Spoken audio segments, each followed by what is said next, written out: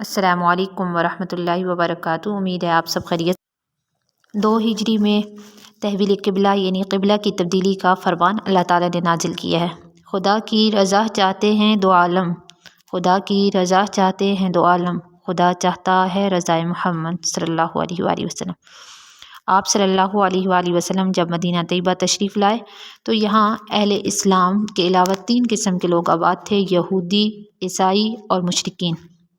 عبادت کے وقت مشرکین کعبہ کی طرف منہ کیا کرتے تھے اور عیسائی اور یہودی بیت المقدس کی طرف۔ آپ علیہ الصلاۃ والسلام چونکہ مشرکین کی نسبت عیسائیوں اور یہودیوں کو زیادہ ترجیح دیتے تھے کیونکہ وہ اہل کتاب تھے، اور آپ انبیاء علیہ الصلاۃ والسلام سے بھی زیادہ نسبت رکھتے تھے، اس بنا پر ابتدا میں آپ صلی اللہ علیہ وآلہ وسلم نے بیت المقدس کو قبلہ قرار دیا اور مسجد نبوی کی پہلی تعمیر بھی اسی رخ سے کروائی اور کی گئی تھی۔ یہ مصلحت بھی ملحوظ خاطر رکھی گئی تھی کہ اس طرح اہل کتاب کی تالیف قلب بھی ہو جائے گی اور وہ اسلام کی طرف راغب بھی ہو جائیں گے، مگر آپ علیہ الصلاۃ والسلام کا دل چاہتا تھا کہ کعبہ کو قبلہ قرار دیا جائے، کیونکہ مستقل طور پر اہل اسلام کا مرکز عقیدت اور مسجود الیہ اللہ تعالیٰ کا وہی گھر بن سکتا ہے جسے آپ علیہ الصلاۃ والسلام کے جد امجد حضرت ابراہیم علیہ الصلاۃ والسلام نے مقرر کیا تھا۔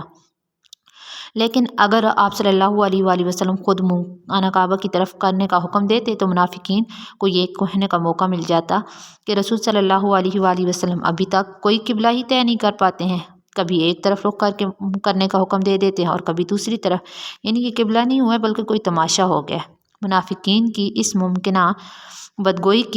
سے بچنے کے لیے آپ صلی اللہ علیہ وآلہ وسلم چاہتے تھے کہ اس سلسلے میں باقاعدہ وحی نازل ہو اور اللہ تعالیٰ کی طرف سے کعبہ کو ہمیشہ کے لیے تبدیل کر دیا جائے، یعنی بیت اللہ بنا دیا جائے، کعبہ بیت اللہ بنا دیا جائے، قبلہ۔